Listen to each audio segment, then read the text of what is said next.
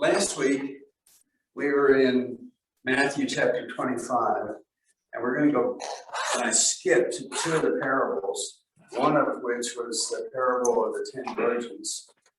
And I had said I didn't want to give them short shrift.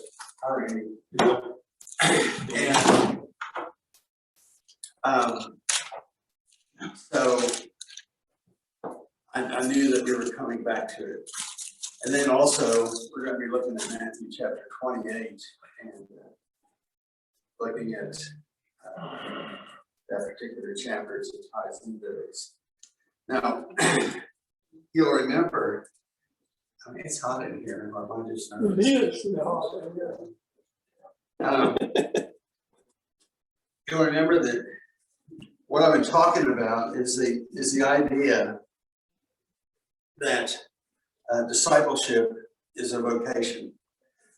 Discipleship is something that, as Jesus taught, as he gave parables, and as we're going to see in 28, he gave us specific things that we're supposed to do as disciples, and we're going to wrap that up. I was telling Larry that we were talking, and hopefully my last word is going to be proceed. And we're going to talk about disciples and what we're supposed to do and how we're supposed to go forth or proceed. So, in this particular parable of the 10 virgins, I think you can relate to this. Nora and I have been married well over 50, not well over, but over 50 years. And when we got married, there was and this was typical of the time, there was a groom, there was a bride, there was a preacher or minister.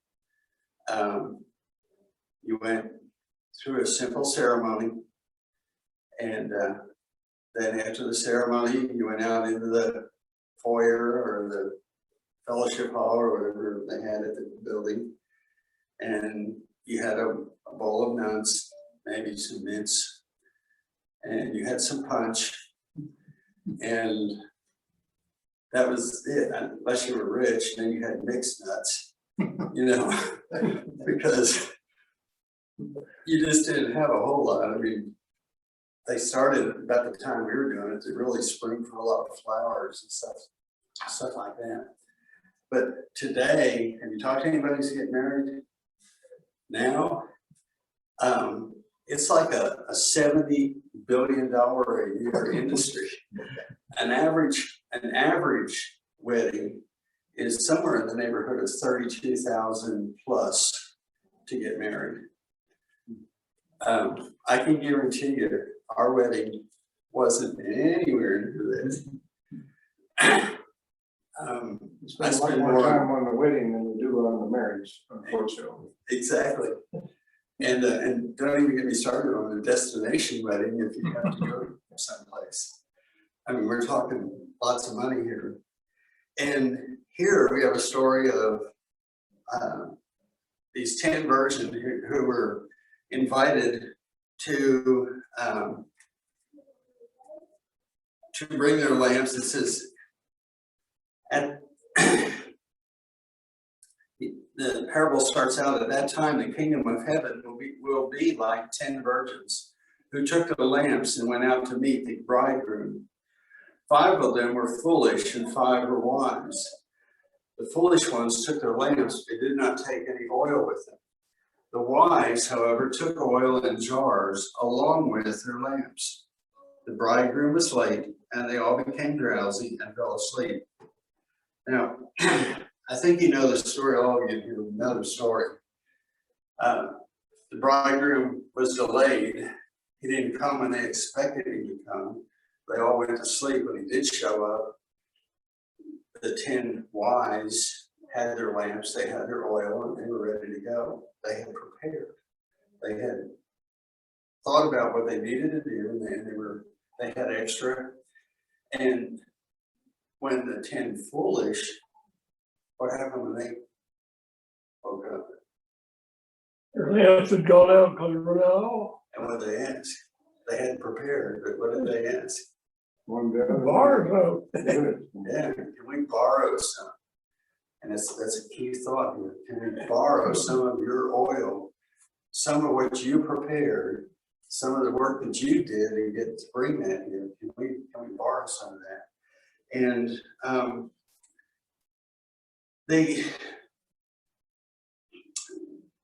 wise virgins said, no, go get your own. And so they went puffing it down the street to get their oil, but the bridegroom closed the doors. Now you can already see some of the analogies. You heard all the sermons that it's going to be like, I mean, here we're talking about the kingdom of heaven. It's going to be those end times where there's going to be those who were wise, who were prepared, who were let in to the bridegroom, and those who weren't. Now, when I was talking about this, I was saying that it's really, when I call it the ultimate destination wedding, because the ultimate destination for these people is the kingdom of heaven. I mean, he starts out the first 5 or 6 words of the whole parable and just say, I'm telling you, this is like the kingdom of heaven. I mean, he's not even trying to hide it. It's not, we talk about parables being kind of general and people have to think about it. Well, he doesn't do that here. We talked, I guess, I forget whether it was last week or the week before, from the most people who are blessed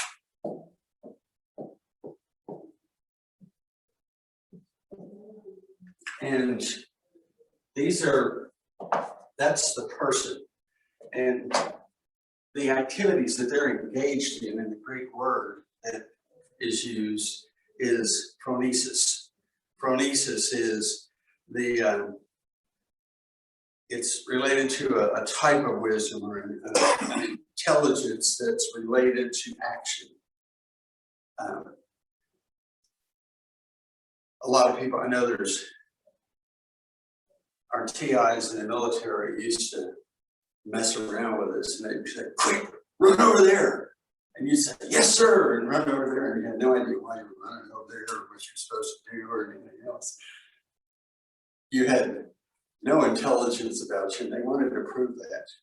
But also what they wanted to do is say, if I give an order, you do it, but don't question why you need to do it. And there's some of that here. When we look at Matthew 28, I'm going to jump ahead just a little bit. Jesus tells the women at the tomb to tell the disciples to go to Galilee. They didn't stand around and go, oh, I don't know, I want to go. Why would I want to go there? Like, you know, they just said, he said, go, we're going. And they really didn't know what to expect, what's going on. We'll get to that later.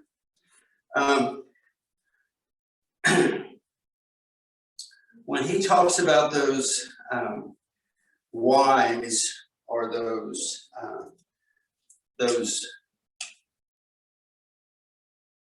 Prudent, the wise or prudent virgins, he's really talking here about when you hear the word wise or prudent, that's an intellectual capability, isn't it? If you're wise, it's something that's here that you have. And he gives that word there, but he changes this whole thing to put it on a moral state too as well. So he's equating that wise stuff with a moral thing that they should be doing, and the unwise is a disbelief. He's making a moral thing out of it. Why do I say disbelief? Why would you think I would say that? Why would the false or the foolish virgins, I would say that they were in a state of disbelief rather than belief?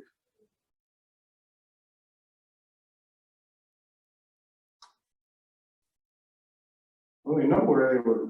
We knew where they were going. They were going to a wedding, and it's not a regular old day. You wear different clothes. You plan for those things. There was a garment that had that, and I'm sure the light was part of it as well. That because we're living in a world with tons of ambient light every night.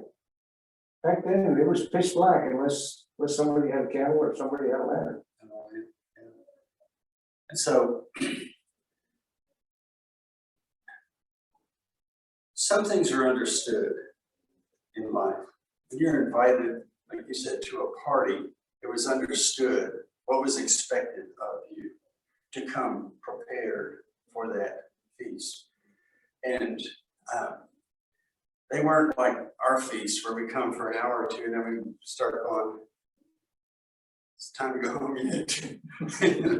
Been here long enough. This was a long meal, and they knew that. It wasn't something that was unusual for them. And so their foolishness was actually kind of a type of disbelief. Now, with this metaphor, it's a metaphor for the church. We've talked about that. It can be that there are those of us who are prudent, and there are members of the church that are unbelievers in the idea that they weren't intentional in their living. The wise virgins were intentional in what they were doing. They knew, I have to do this, I have to do this, I have to come prepared. They were intentional. The others just kind of showed up. It was like, you see people do it all the time. You say, hey, you want to go camping? Yeah.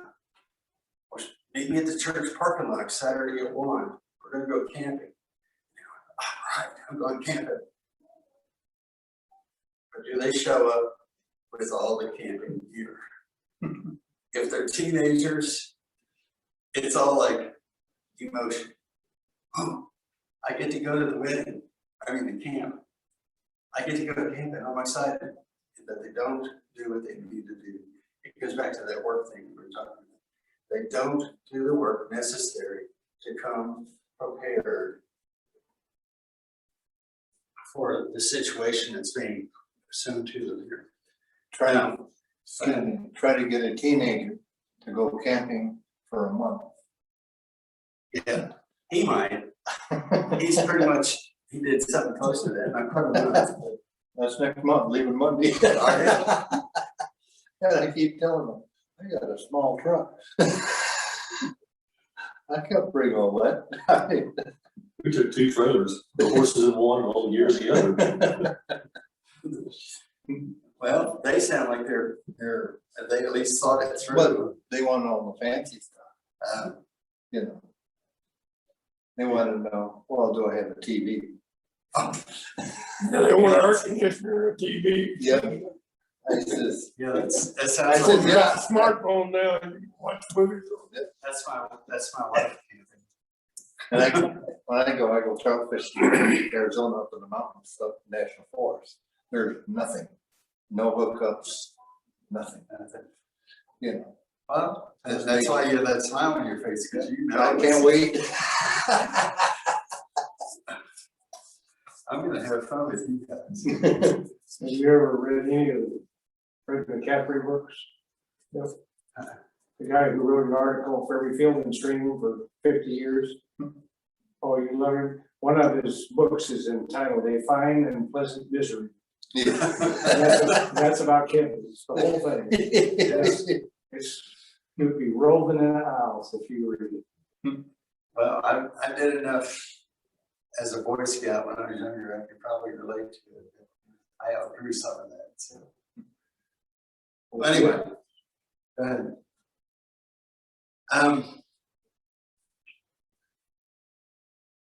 In this scenario, you have two kinds of people. And if you go back to Matthew 13 or some of the other parables, there's a whole list of parables of the wheat and the tares as an example. And you have a lot of the other parables that talk about the differences in people, those that hear the word, those that don't, and so on. In the parable of the wheat and the tares, what happens? They recognize that there's tares in the wheat. Do they just go out and chop it all down? No. The owner says, let it all grow. We'll sift it out at the end. We'll get the good and the bad. They both grew together. And this is, I imagine, I'm just imagine, if I were a preacher, I know sometimes that I'm standing up front as an elder or whatever, or if I have to go up there and do a prayer or whatever, I look out at the audience and I see all kinds of, they're asleep, they're writing notes, there are all kinds of things going on On their cell phones. Yeah, there's just all kinds of stuff. Now, can I look out there and say, tare, wheat? No. We can't do that. We can't look at it. We can't say who's. You can't judge.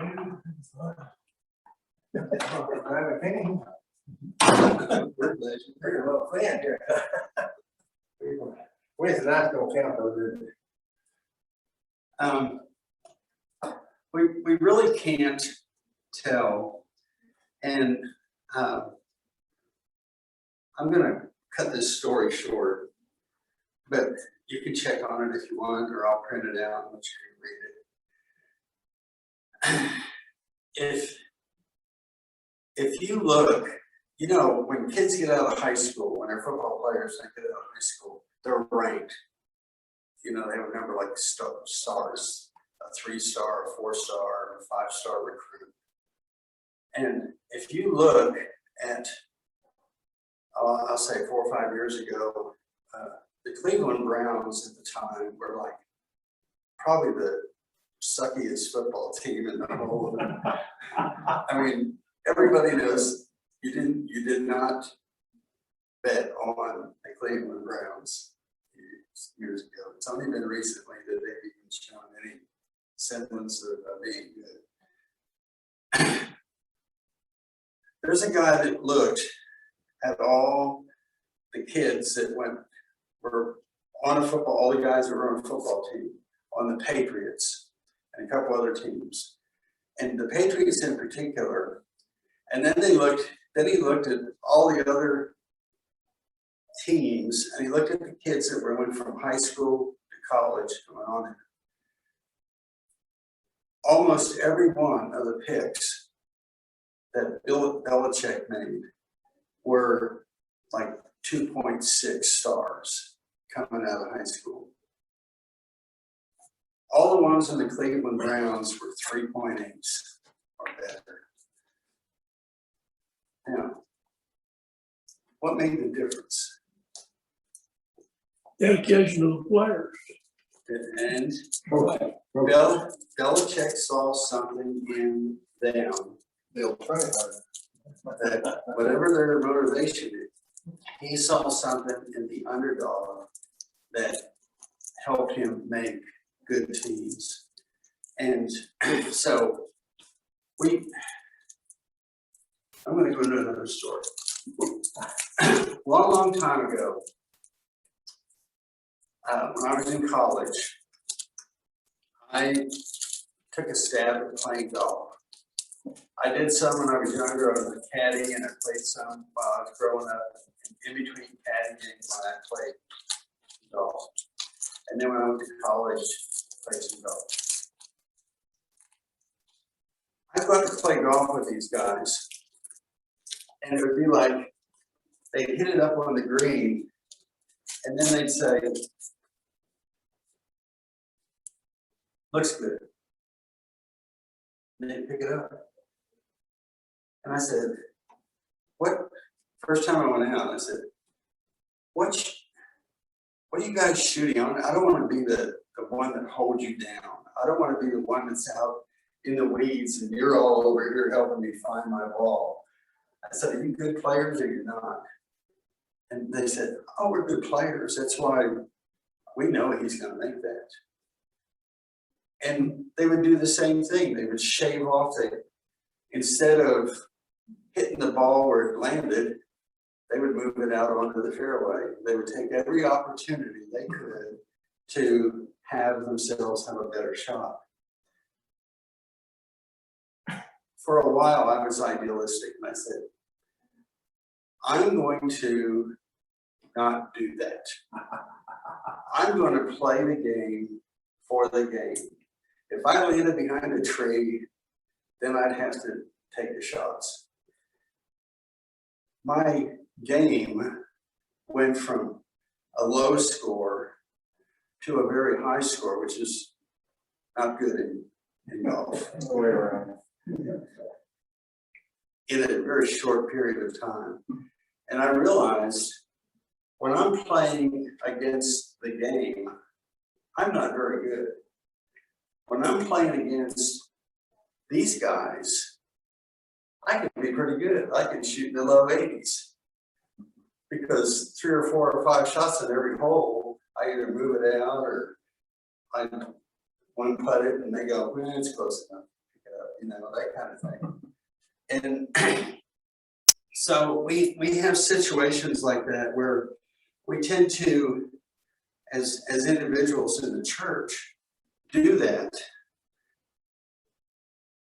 We tend to either run with the people that allow us to one putt it, or who allow us that drop, or allow us to do those kind of things. Oh, again, They're gimmies, yeah, that's a game. and so we tend to not play the game. We tend to play their game. And what does that do to our game? We're not playing the game. We're playing the game with the rigged rules. And I think what he's doing here is he is describing those two groups of people here. I spent a lot of time talking at the beginning. So the failure of those foolish virgins was not that they went to sleep. I mean, they did go to sleep, but their failure was that they didn't prepare. They didn't come prepared.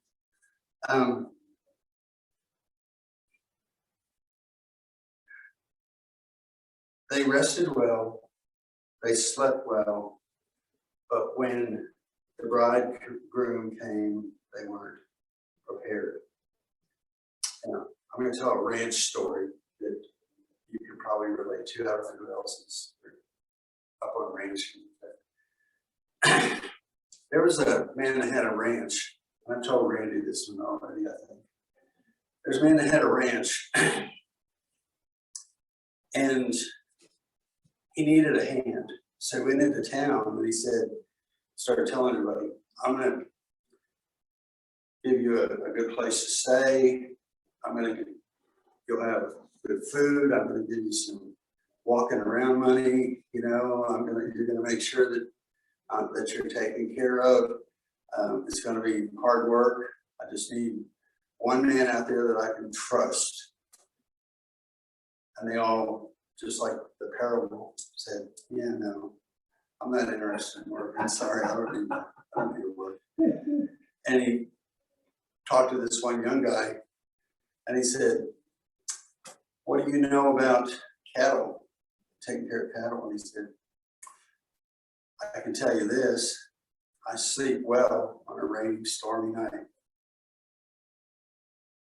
Well, you didn't answer my question. And he said, well, what do you know about, and he asked him several different things about the ranch. What do you know about, and how good are you at? And he said, every time it was, I can tell you I sleep well on a rainy and stormy night. Well, he took a chance on him, got him out, and the guy worked hard, he did his best, and he was always busy. He had no regrets hiring him. But one night, a rainy, stormy night did come, and there was going to be a tornado. And the rancher got really scared because he was thinking of all the things, all the tin that could go flying, and all the animals that were in danger, all the things on the ranch that could be harmed by the high winds. And he went to try and rouse this guy. And the guy had worked hard. He was tired. I don't know if you've ever tried to do that with some teenage boys. When they go to sleep, they're asleep. If you want them up, you better wait till they're ready to get up, because you can shake them and they don't even know that you're there. Now, he shook him and shook him. He said, I don't have time for this. And he ran outside. And sure enough, everything was battened down. The cattle were all where they were supposed to be safe. Everything was taken care of. And he realized then that that's why that boy could sleep well on a rainy night. Because before he went to bed, he made sure that everything was taken care of. And the difference is, these virgins slept well, but when they woke up, it was chaos. This guy slept well, but it was because he was prepared. And I'm going to read this, because it'll be easier for me. If we're going to glean something from these verses, I mean, if you get down to the bottom of that particular parable, later, the others also came and they said, Sir, sir, open the door for us. But he replied, I tell you the truth, I don't know you. Therefore, keep watch, because you do not know the day or the hour. And this is what the parable before that in 24 was talking about, the day and the hour being unknown. And so these virgins wanted to take the easy way out, not prepare, and in the end, they wanted to be given all this grace. And I want to read the same. There are a couple of lessons that I need you to take to heart. The first one is, we see it in verses 8 and 9. You cannot borrow yourself your way into the kingdom. You can't borrow your way into eternal life. Either it's yours or it's not. You can't borrow it from friends. You can't borrow it from those in the youth group. You can't borrow it from your parents. You can't borrow it from your friends. It has to be yours. And getting back to what I was saying about like the golf thing, this is something we have to work out on our own. And it's not something that, well, he was really good and I was his friend, so what do you think, Jesus? Can I get in? It doesn't work that way. We hear too many stories about that. The narrow way.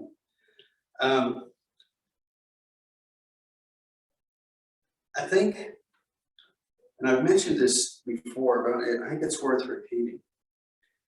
We have an awful lot of, in our culture, and probably so in the church, a lot of people who get baptized and then they say, I'm saved. And this can get real hairy when it comes to our what we believe and everything, but hear me out. When we read the Bible, when we read the scriptures, when we read even like these parables and what Jesus is telling the disciples,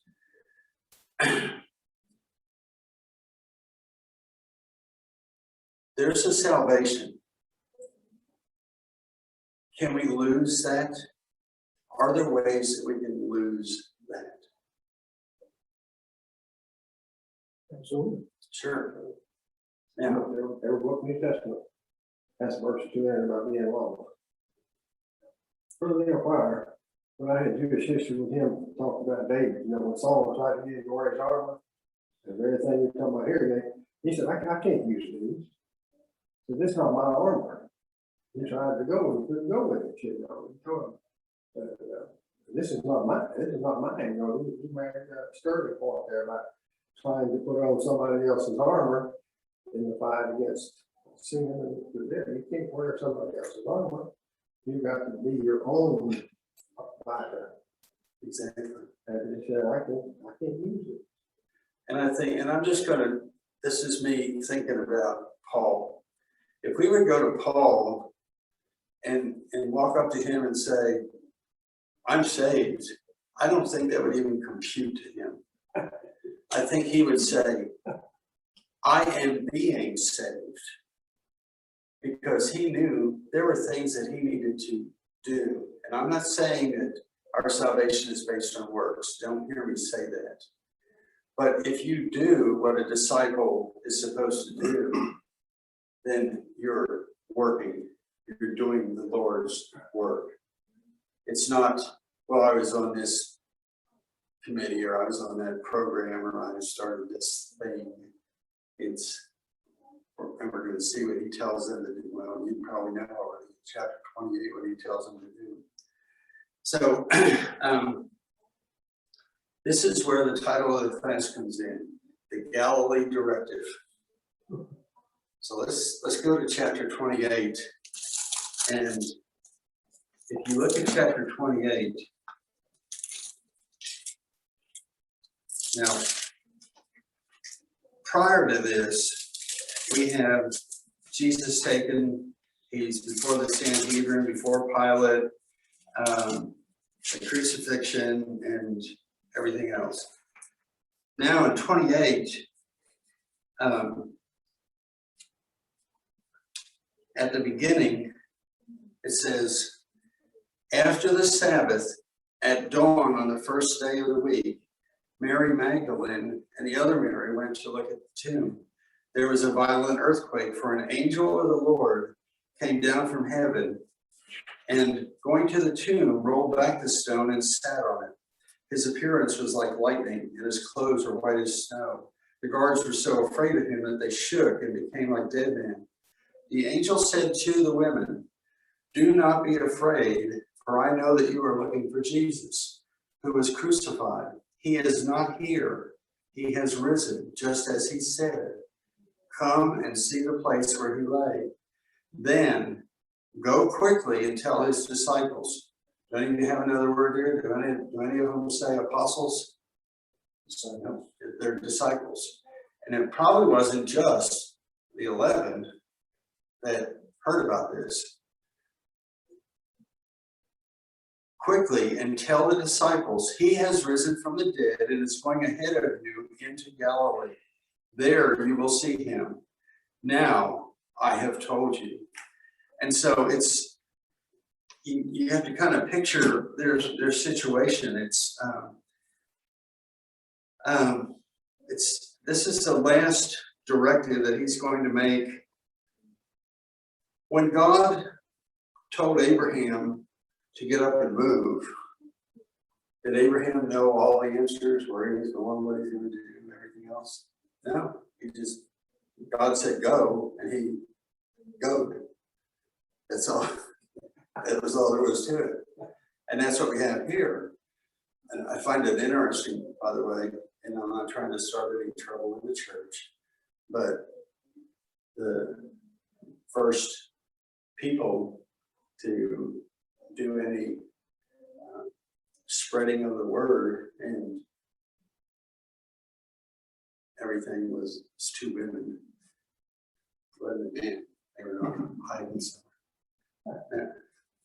There's something to be said for women. Now,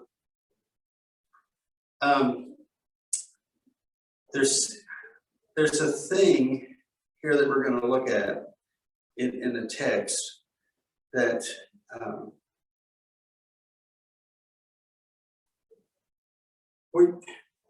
we tend to sometimes quit in our lives. We have things that smack us in the face or hit us in the mouth, and it's easy for us to quit. And you know, there are people, the elders right now are calling people and finding out how they're doing, whether they're even still going to church or not, and stuff like that. And so we know that there are people who, either because of COVID or whatever the situation is, they just quit going to church. Anywhere.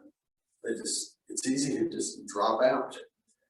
And so we're trying to find out who those people are and do a little retention activities.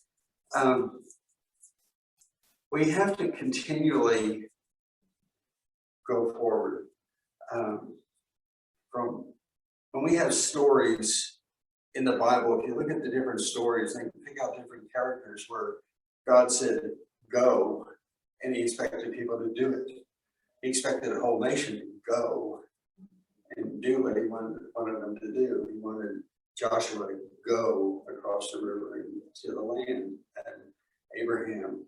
Now we have the angel telling the women, go tell the disciples to go. There wasn't any question.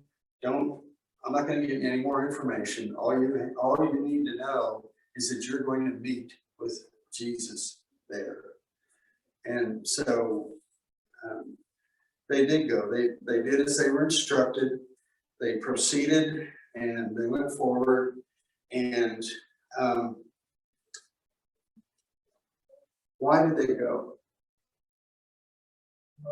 If you were to ascribe a motivation to why they left, why would you say they went? Had to have faith that Jesus was the Messiah, I think. Hold on to that for a minute.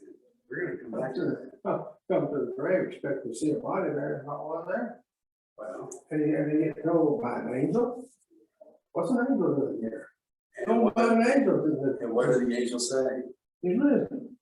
Go tell him. He said, go to him. They went out of obedience. They were given a command, go do this. And they were obedient. And they followed what they were supposed to do. There may have been some question, and we're going to get to that in a second.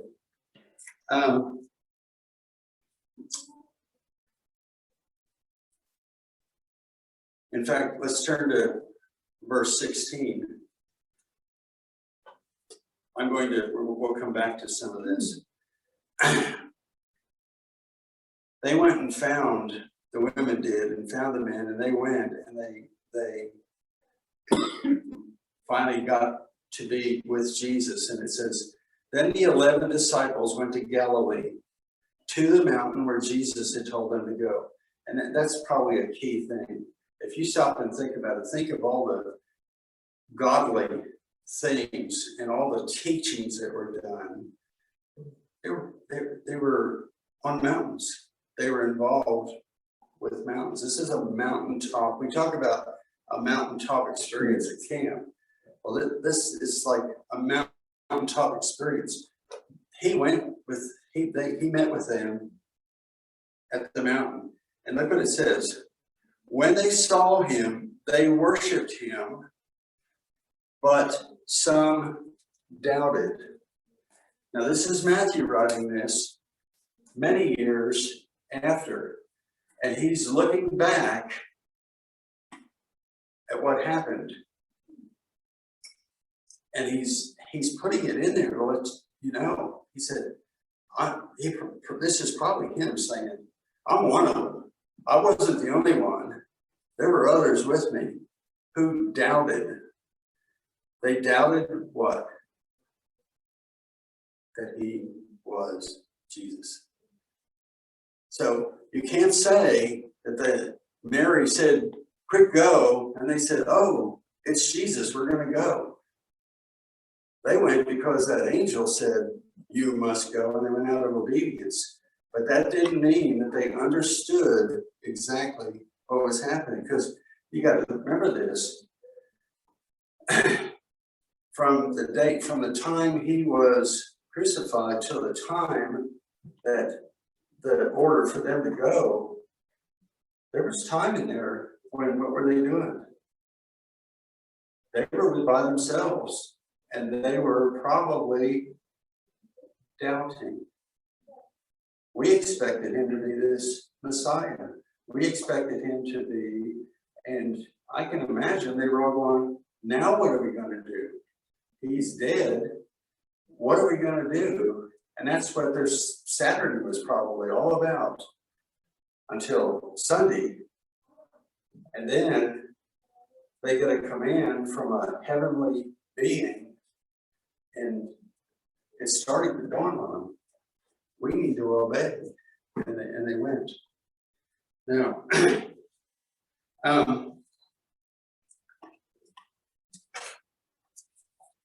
Jesus will go on in the rest of 18. Then Jesus came to them and said, all authority in heaven and on earth has been given to me. Therefore, go and make disciples of all nations, baptizing them in the name of the Father and of the Son and of the Holy Spirit, and teaching them to obey everything I have commanded you. And surely I will be with you always to the very end of the age. Does anybody in verse 20 have a different version that reads differently? About what? Where it says, and surely I will be with you always. It's I am with you always. Okay. Some of the versions say, I myself will be with you, indicating there's I as in like the I am. He's part of the triune Godhead or the Spirit. But in that other version, it says, I myself will be with you. Now, he's trying to reinforce something for them, that he's not going away. They did have doubts, and he wanted them to know that he was going to be with them. We know that they were doubtful, I'm sure.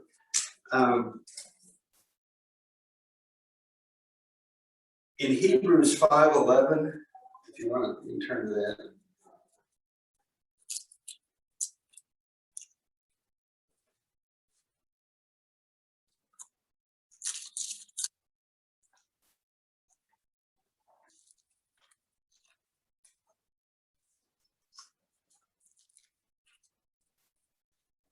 It's saying, in my version, it says, there is much we have to say about this matter, but it is hard to explain to you because you are so slow to understand. Now, I can only, he didn't do it, but I wouldn't have been surprised if Jesus talked to them and went, when are you ever going to get this? You're so slow to, huh? Jesus did say that. Well, he did say that, yeah. But I'm Are saying, you so dull? That's what Jesus said to him. He did It's say that. possible, he did say that. But in this one situation, I mean, this is his last time, and they're still doubting. They still just don't grasp the whole thing. And I'm gonna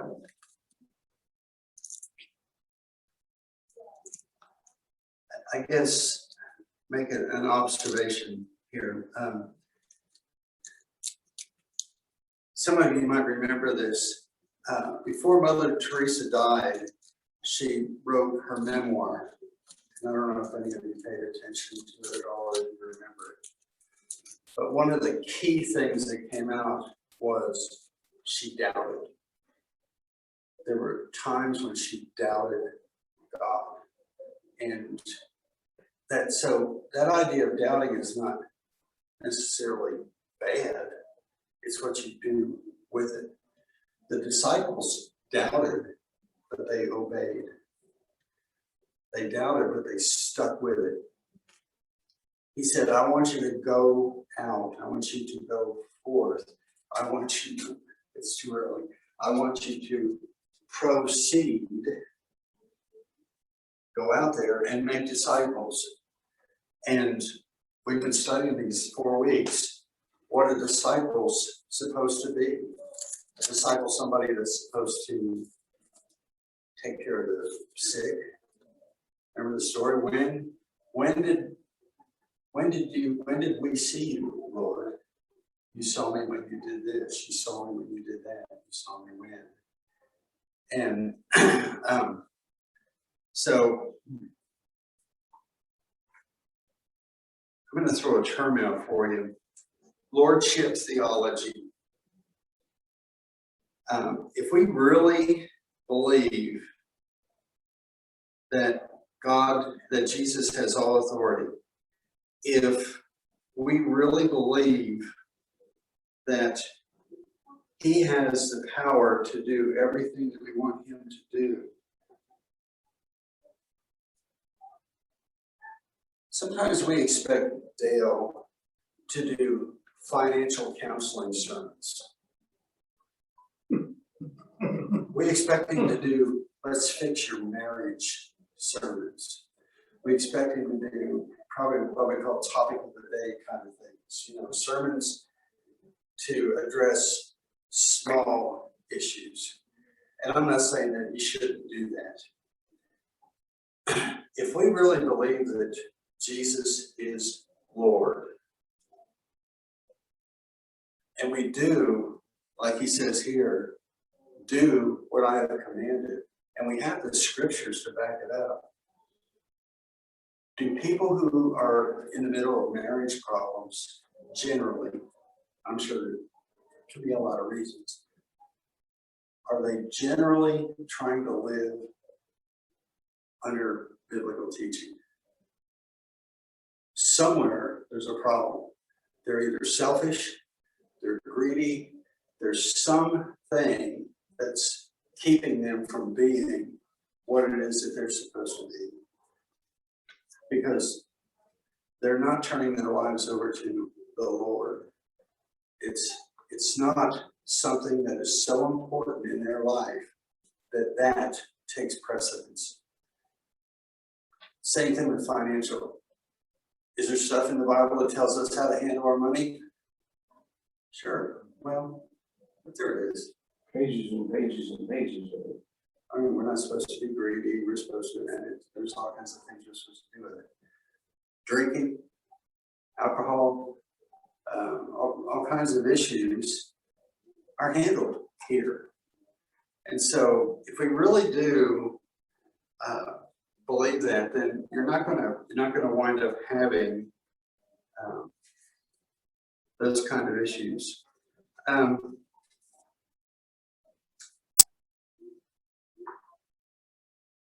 I've got 4 minutes, 2 things.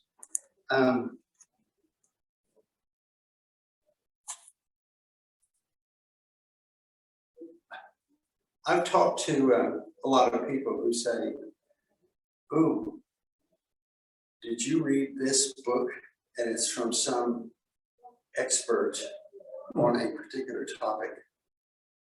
And he's usually an expert and he's in favor for some time and then he falls out of favor. If you know anything about the Hillsong Church, for instance, their preacher, this big church, I remember they had 20,000 members or something. And their preacher was like, he hung the moon and stars. And everybody went there because he was there. And until he cheated on his wife and was having extramarital affairs and a bunch of other stuff. And now they're having to restructure the whole church because their expert, you know, he wasn't living what he was preaching. And we know there's a lot of people that want to listen to those other voices because those other voices tickle their ears, and we hear scripture about that as well. And he was real intentional at the end there. And he said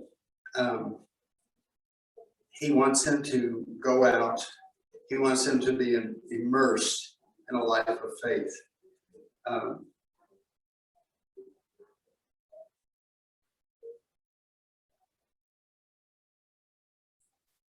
If we have discipleship as a vocation where we do it every day, no matter where we are, if we're living it, if we believe that Jesus is with us, if we believe that he is our Lord and we follow that, it's going to solve a whole lot of issues.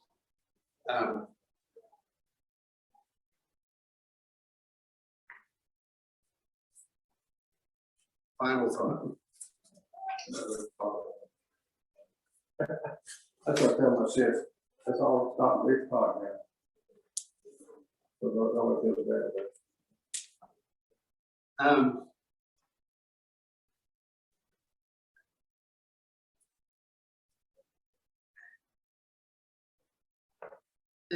I think it's something that's it's hard, and we don't get it until we're much older, I don't think.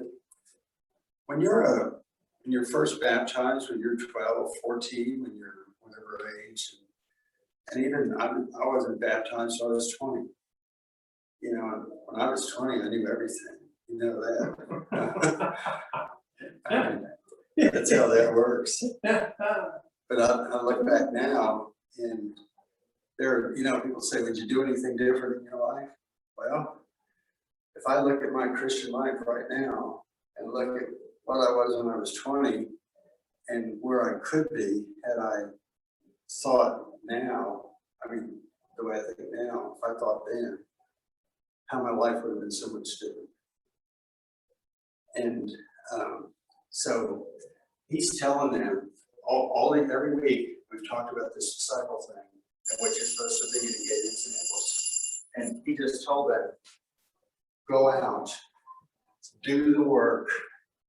There's your work. Making disciples, making more people like you. And that was his Galilee Directive. That's what he told them they needed to do. And it was all based on us learning how to be disciples, how to train disciples. So, anyway. Questions, comments? It always seems to me, well, I ask my all the time, God has given me so much. God has done so much for me. That I can't do too much for him. I just can't do too much for him. I'm just every day trying to do everything I can for him and be as faithful and devout and spiritual as I can be. Because he calls me to that. He called me to that when I became a Christian. And I think probably everybody here believes that's where we are. If we have any concept of our Christianity, our salvation at all, we're in debt to God. You know, anything we need to make. I hear your gray hair speaking. I'm here to tell you, if you think I'm kidding about this, all you have to do is stand at the doors at Christmas time or at Easter time and tell me all the people that you haven't seen in a year who think, I'm gonna come to church, I'm good for a year. You know, they don't talk like you. They don't probably live like you. So anyway, I was at Easter, preacher wished everybody Merry Christmas, though, you really would be back then. that's right. Okay, I appreciate it.